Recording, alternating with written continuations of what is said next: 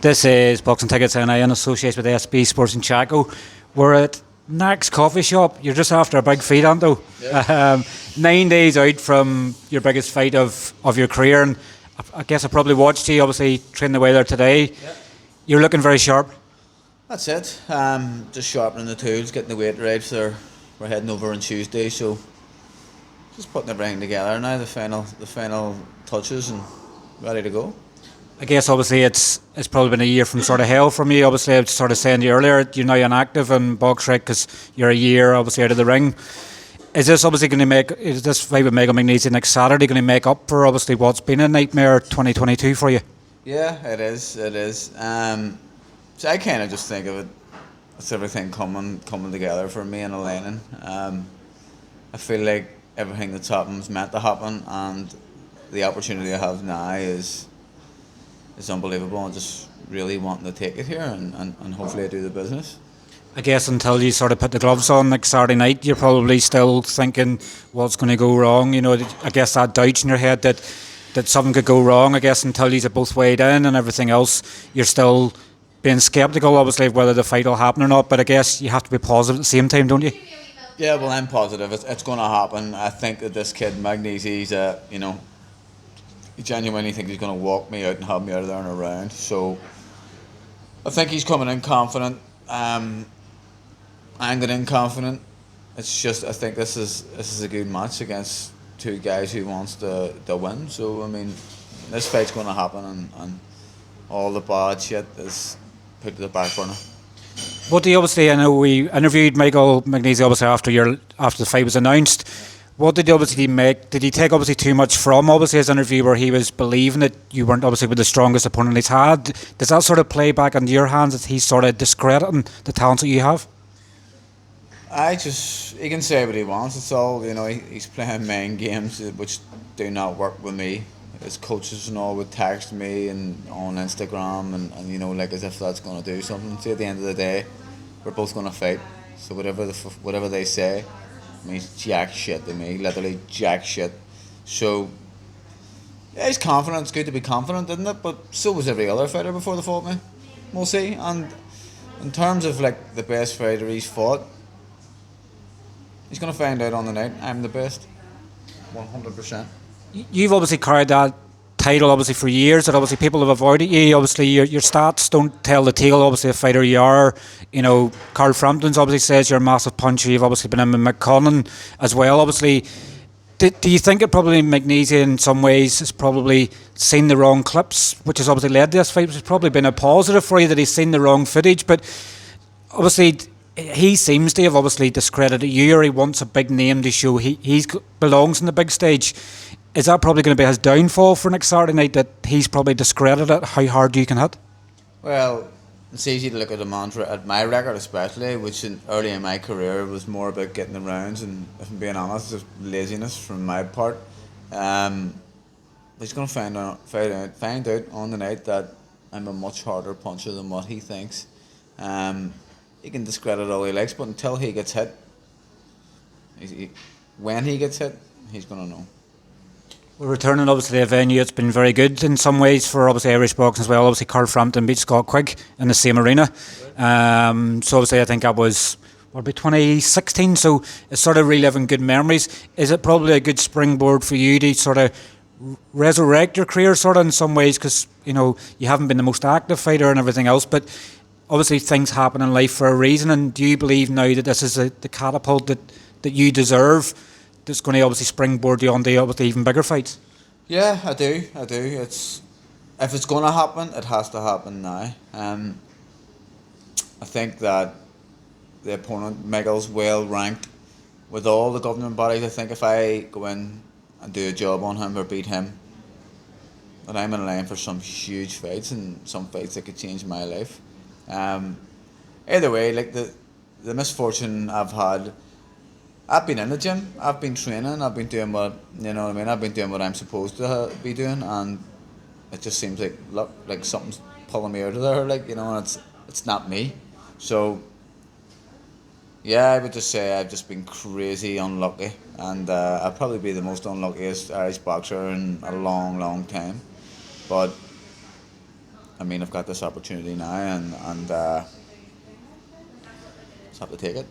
Do you feel like it's like sort of like a rebirth, sort of obviously down here, and obviously evolution as well? Obviously linking up with Ian, it seems to be a partnership. It's obviously it just came sort of, not that it didn't come from anywhere. Obviously he's been good friends and stuff in the past, but that obviously linking up with Ian here just seems to have changed your fortune. Obviously it's as if you sort of, they say you step on something to give you good luck. Yeah. Does it sort of feel like that to you, that obviously coming down here and training in Carrick, you're in a different surrounding? The people in Carrick here love you. You seem like a national sort of hero to them. But does it feel to you as if this decision you made coming down to Carrick is obviously it's turning out to be a massive step and obviously changing your fortunes? Yeah, absolutely. It's like, as soon as I came here, I was welcomed in with open arms. My training camps are done in a caravan, in a touring caravan on my own, up at Bernie's. Bernie's one of the loveliest people that I've ever met in my whole entire life, and she looks after me in every way. So I just feel like I'm with family. I feel at home. Also, it's like my children are only 15 minutes up the road, so it's like it's everything that I want and everything that I need. It may not be for everyone, but it's for me. Carrickfergus has been amazing to me, so I would love to bring something back in here to them. Martin, the Martin J. Ward fight, obviously, where it didn't go your way, obviously, and down the sort of stretch, has that probably been a blessing in disguise for you in some ways, where you've tasted defeat, you know what it's like, and it's sort of give you that new sort of hunger that Magnesi's probably hasn't had a big fight to the magnitude of the talent that obviously Martin J. Ward and others are. Does that sort of give you a +1, sort of the fact that you've been in a really, really good fight like that? Sam Bowen probably, in effect, were probably a better fighter than Magnesi as well. So in your head, do you obviously feel like you're going in as a favourite, or are you trying the underdog mentality so to boost your performance even more? No, well, I am the underdog. You know, if you're gonna stop and you're gonna look, he's 21 fights, 21 wins. He's got a 9 straight knockout at the minute. So, you know, I haven't fought in a year, and before that, was it 2 years?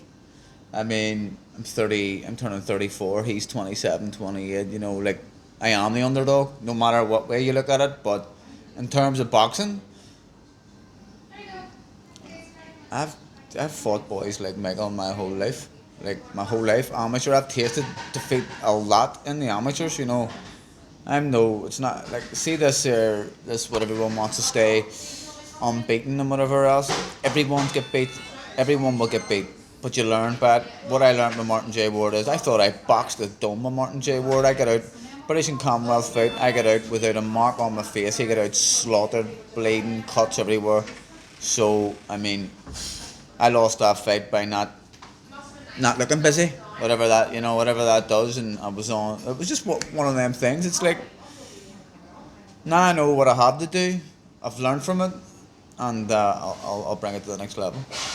A win next Saturday night, obviously, what does it do for you in terms of, you know, we know you're sort of coming to the final stretch of your career, say you're turning 34, I think in February of next year. So is it February you turn 34 next year? Yeah, so you're sort of coming into the sort of final stretch of your career.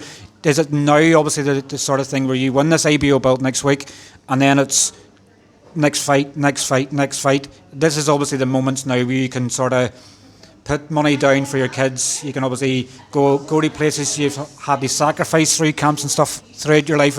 Is this now where you just want big fights, you want big paydays, and you obviously want to leave a legacy probably in the sport as well? Yeah, I mean, see, at this stage now I'm 30, turning 34 soon enough. It's like, I'm not even thinking about legacy. I'm thinking about how I'm going to be rewarded and how I'm win these big fights like these and make money. For, you know, it's like I don't really want to leave the sport with nothing, but you know, it's just the way it happens sometimes. Do you know what I mean? But this is the biggest payday in a way. Like, it's not much, but it's a good payday. I would like to win this and get the biggest fight I can and make as much money as I can. That's what it's about. I'm thinking obviously more along the lines of, obviously it looks like Tyson Fury and Anthony Joshua is going to fight in Cardiff. Is it Cardiff, at Principality Stadium in Wales, obviously in December?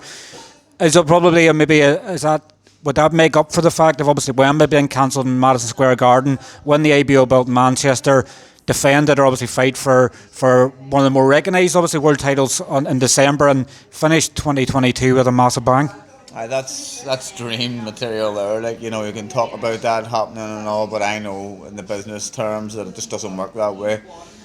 I just want to win this fight. I really don't give a crap about what happens after. As of right now, I just thinking about beating Michael Magnesi and how I'm going to deal with things on this night. So that's all that matters to me. What comes after is just a massive bonus. Do you know what I mean? Is it sort of one of them where you want to put a statement out to the rest of the division, sort of in a way? I know when Joe Cordina obviously won the world title there, his was obviously a devastating knockout finish. From my obviously own opinion, I believe obviously you've got the tools to stop anybody in the division, but stopping Michael Magnesi, an unbeaten champion, you're the big underdog. Will that obviously help you to gain the bigger fights? Is it now about trying to make statement performances? Statement performances, what knocking these guys out? Yeah, I always want to knock them out, do you know what I mean? But I don't care what way I want it, do you know what I mean? It's as long as my hands raised at the final after the final bell, I don't care what way it goes. It's like I train to win, and that's it. And we're starting obviously a busy month obviously as well. Obviously Paddy McCrory's obviously just been announced to be fighting for the ABO light heavyweight belt. Dennis Hogan's obviously going to be fighting for the light middleweight belt. It seems as if you're going to start a train now of obviously new world champions and obviously Irish boxing. Who would ever you probably didn't think yourself that you know after TJ Tahini you were going to be the next one on in line to obviously win it. I know Michael Conlon was at a chance earlier in the year, but you could be the one that starts a conveyor belt for quite a lot of world champions in Irish boxing again. So even that in itself is historic. Yeah, it would be amazing. It would be amazing. I know Tyrrell McKenna was meant to box for it too as well. So like, it would be amazing just to win this. You know what I mean? It's everyone aside. You know, I'm delighted for Paddy McCrory. He deserves his chance. You know what I mean? He works hard and whatever else, and I'm hoping he goes and he smashes your man up, whatever. But yeah, I like to see everyone doing well, no matter who they are. It's like, let's go. Let's get the champions rolling. Hopefully I can do it this next Saturday night, hopefully.